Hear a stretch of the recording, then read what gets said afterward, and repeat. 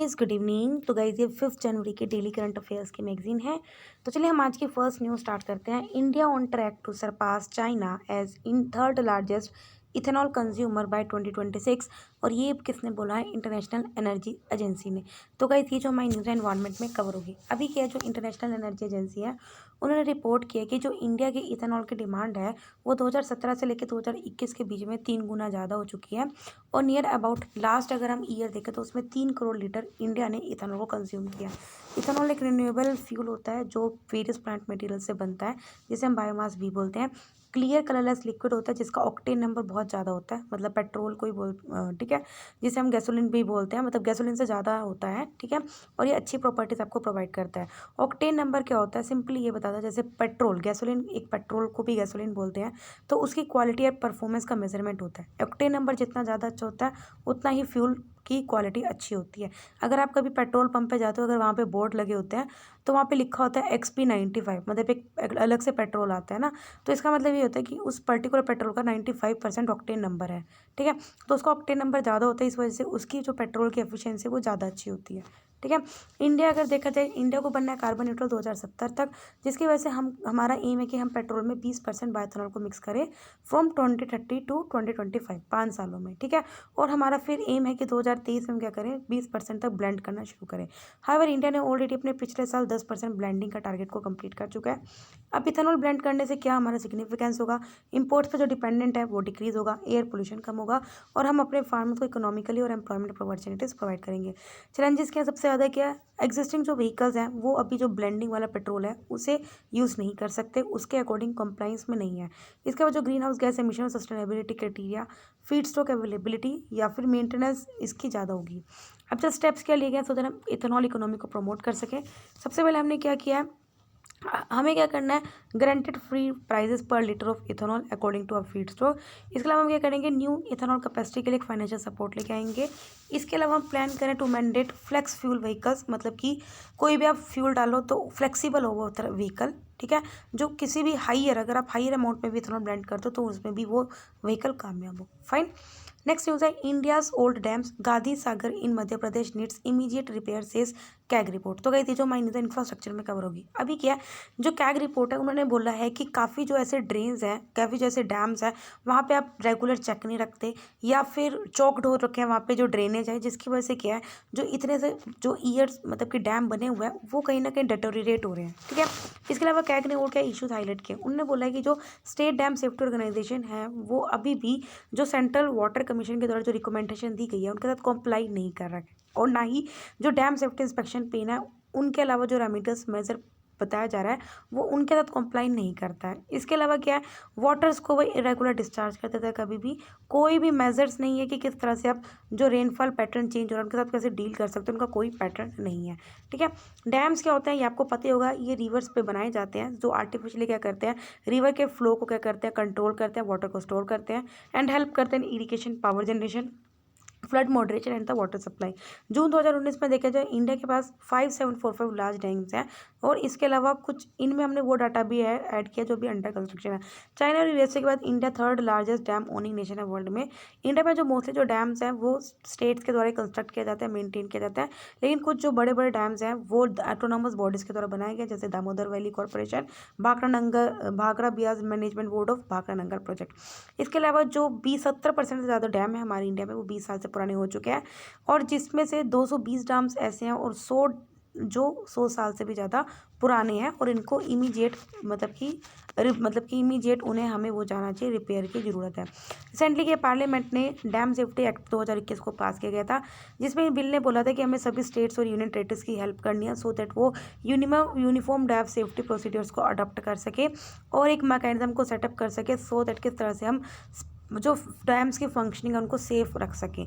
इसके अलावा इन्होंने बताया था it provides for the adequate surveillance, inspection, operation and maintenance of all the large dams in the country, कि किस तरह से जो हमारी कंट्री में लार्ज डैम्स उनको किस तरह से मेंटेन करना, ऑपरेट करना है, उनको उनकी मतलब कि प्रोवाइड करती है कि किस तरह से आपको करना है, सारा रूल बुक या फ्रेमवर्क प्रोवाइड करती है। नेक्स्ट न्यूज़ है अपनी, India Israel in talks for the free trade agreement. तो गाइस जो हमारी न्यूज़ है इंटरनेशनल रिलेशंस या फिर इकोनॉमी में कवर होगी। अभी क्या है, इंडिया क्या कर रहा है, इजराइल के साथ बातचीत करेगा जिसमें वो एक फ्री ट्रेड एग्रीमेंट को कंक्लूड करेगा जो किसके साथ पड़ रही है, क्योंकि 30 साल हो गए हैं इन दोनों कंट्रीज़ की डिप्लोमेटिक टाइज़ को, ठीक है। इंडिया और इजराइल के बीच में जो रिलेशंस हैं वो कब हुआ था, जब 1948 में स्टेट ऑफ इजराइल बनी थी। और इन दोनों के बीच में जो अच्छे रिलेशन है, डिप्लोमेटिक अच्छे रिलेशन 1992 में बहुत अच्छे बन गए थे। 2017 में जब पहली बार इंडियन प्राइम मिनिस्टर ने इसराइल में विजिट किया था, तो जो हमारे इंडिया इसराइल के रिलेशन थे वो अपग्रेड होकर स्ट्रेटेजिक पार्टनरशिप में कन्वर्ट हो गए थे। हमारा दोनों एरियाज़ कहाँ कहाँ कोऑपरेट करता है, तो इकोनॉमिक, इंडिया जो इसराइल का वो थर्ड लार्जेस्ट ट्रेडिंग पार्टनर है एशिया में और सेवंथ लार्जेस्ट ग्लोबली।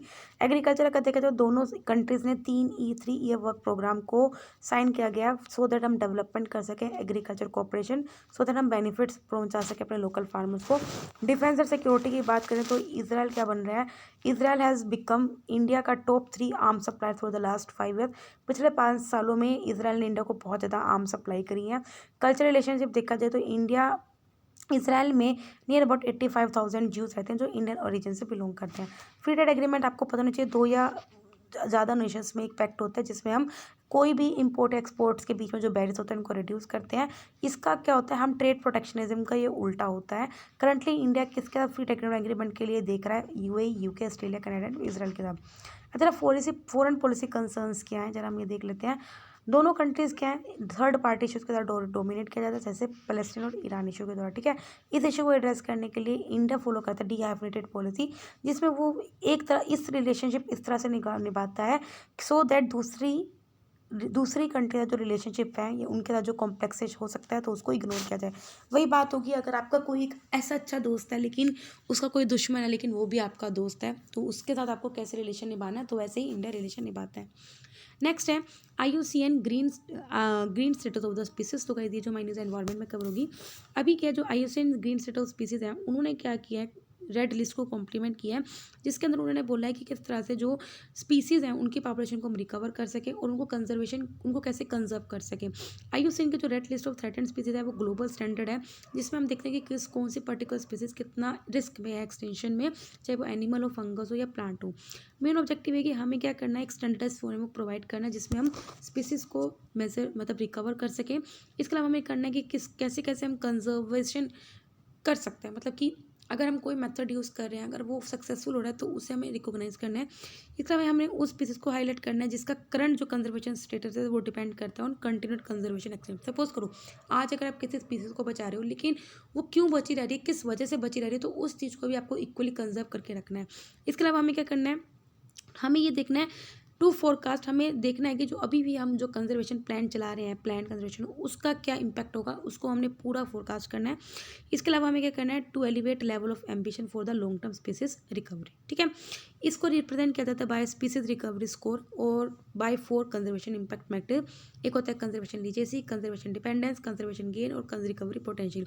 ये जो मैट्रिक्स होती हैं इनको क्वान्टिफाई किया जाता है as a difference between the green score of the species in different time steps और अंडर डिफरेंट सिनेरियो। कुछ ग्रीन स्टेटस स्पीसीज हैं, एक तो पिंक बीजन है जो मॉरिशस की है, बोरिंग बिटोंग है जो ऑस्ट्रेलिया की है, सुमात्रा और ट्रिनो इंडोनेशिया आइलैंड में पाए जाते हैं, सुमात्रा और बोरिनो के, ठीक है। तो जितनी स्पीसीज है आपको पता होना चाहिए कहाँ पाई जाती है, ठीक है।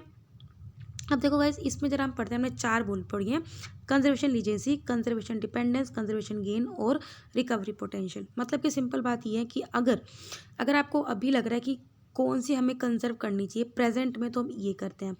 अगर हम आगे का शॉर्ट टर्म के लिए देख रहे हैं तो हम क्या देखते हो, कंजर्वेशन डिपेंडेंस का देख रहे हैं। अगर सपोज करो मैं आगे अपना फ्यूचर का देख रही हूँ लेकिन अभी शॉर्ट टर्म देख रही हूँ तो अपने अगले लेवल पे, लेकिन अगर मैं और लेवल पे देखती हूँ तो कंजर्वेशन गेन बोलते हैं।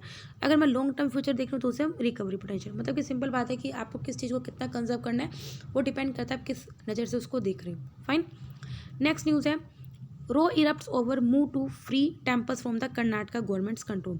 अभी क्या Karnataka government is moving to bring in a law to free temples from the state's government. Karnataka government क्या कर रही है, काम कर रही है कि किस तरह से हम टेम्पल को फ्री कर सके फ्रॉम द स्टेट गवर्नमेंट। अभी क्या है, जो स्टेट का कंट्रोल है रिलीजियस इंस्टीट्यूशंस पे वो कब शुरू हुआ था, कॉलोनियल रूल में, बंगाल और मद्रास प्रेसिडेंसी में 1817 में। 1925 में मद्रास रिलीजियस और चैरिटेबल एंडोमेंट एक्ट आया था जिसने क्या किया था, टेम्पल्स को गवर्नमेंट के कंट्रोल के अंडर ले आया था। सिंस जो माइनॉरिटी कम्युनिटीज़ हैं वो स्ट्रॉन्गली इसके लिए प्रोटेस्ट किया था और ये बोला था कि जो उनके प्लेसेस ऑफ वर्शिप हैं, जो टेम्पल्स हो गए या जो मॉस्क्यूज हो गए, और उनको रिलीज़ किया जाए, ओनली सिर्फ हिंदू टेम्पल्स हैं उनको हेल्ड किया गया था। रिसेंट टाइम्स में जो स्टेट कंट्रोल है वो टेम्पल्स तक भी एक्सटेंड हो चुका है। फाइन। आर्ग्यूमेंट्स क्या मतलब अगर जो स्टेट्स हैं वो ज़्यादा अगर टेम्पल्स को कंट्रोल कर रही हैं तो उसका क्या फ़ायदा है, तो ये पुल है। सबसे पहले को टेम्पल्स में ज़्यादा रेवेन्यू जनरेट होगा। इसके अलावा गवर्नमेंट क्या कर सकते हैं, कुछ अगर फाइनेंशियल इरेगुलरिटीज हैं तो उसको प्रिवेंट भी कर सकती है। इस पर जब देखा अब तो 4 धाम के मंदिर हो गए, इतने बड़े बड़े जो मंदिर है उसको कंट्रोल क्या करती है गवर्नमेंट ही, उसे क्या करती है मेंटेन करती है सब, ठीक है। सोशल रिफॉर्म जैसे अगर हेरिडिटरी प्रीस्टहुड है उनको, ठीक है, कोई डिस्क्रिमिनेशन नहीं होता है किसी भी पब्लिक टेम्पल में एंट्री की, क्योंकि पहले आपको पता है किस तरह से लोअर कास्ट या फिर इन लोगों के साथ कितना मतलब कि डिस्क्रिमिनेशन होता था। अब अगर स्टेट कंट्रोल नहीं करेगी टेम्पल्स को, जैसे आप देखते हो शिरडी साईं टेम्पल या इतने टेम्पल्स हैं हमारे जगन्नाथ वगैरह, उनको अगर स्टेट कंट्रोल नहीं करेगी तो क्या होगा, ठीक है। जो टेम्पल का रेवेन्यू होगा सबसे पहले वो सोसाइटी की प्रॉपर्टी बन जाएगी, जिसकी वजह से अब टेम्पल के डेवलपमेंट में उतना अच्छा नहीं होगा, ठीक है। इसके अलावा क्या कर सकते हो, आप टेम्पल के रेवेन्यू को गलत जगह भी यूज़ कर सकते हो for promoting other religious institution, जो कि हमारा सही नहीं है। इसके अलावा आर्टिकल 14 और 15 को भी वायलेट कर सकते हो, ठीक है, बिकॉज कहीं ना कहीं वो सिमिलर गवर्नमेंट इनेक्टमेंट के द्वारा गवर्न नहीं हो जाएगा। इसके अलावा हम क्या कर सकेंगे, क्योंकि जो टेम्पल्स हैं उनको मेंटेन करता है टाइम टू टाइम गवर्नमेंट, तो अगर आप, क्योंकि अब आपको नहीं लेना देना होगा, तो अगर आप उनको नहीं कंट्रोल करोगे तो कहीं ना कहीं उसका जो आर्कियोलॉजिकल नेचर है वो भी डिटोरेट होगा, ठीक है। अब हम बढ़ते अपनी छोटी छोटी न्यूज़ पे। सबसे पहले डोमेस्टिकली सिस्टमेटिकली इंपॉर्टेंट बैंक्स, कुछ दिन पहले हमने इंपॉर्टेंट इंश्योरेंस पढ़ी थी, तो अभी क्या है, अभी 3 बैंक्स को कंटिन्यू रहे हैं, एसबीआई, आईसीआईसी बैंक और एचडीएफसी।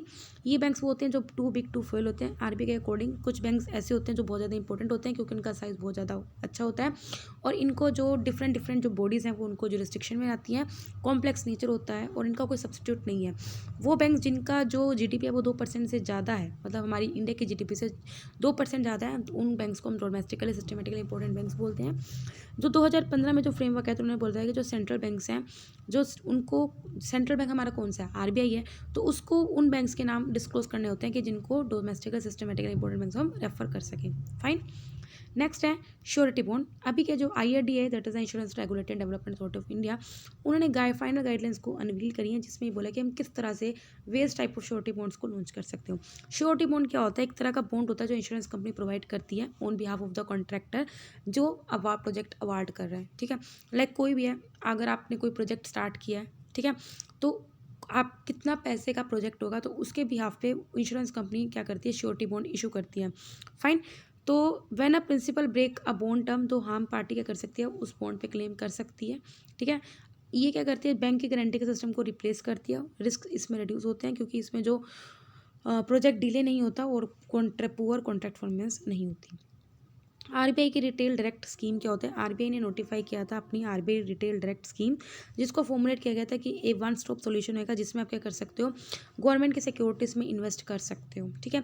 इस स्कीम के अंदर जो भी रिटेल इंडिविजुअल इन्वेस्टर होगा उसको एक रिटेल डायरेक्ट गिल्ट को ओपन करना होगा अकाउंट को आरबीआई के साथ।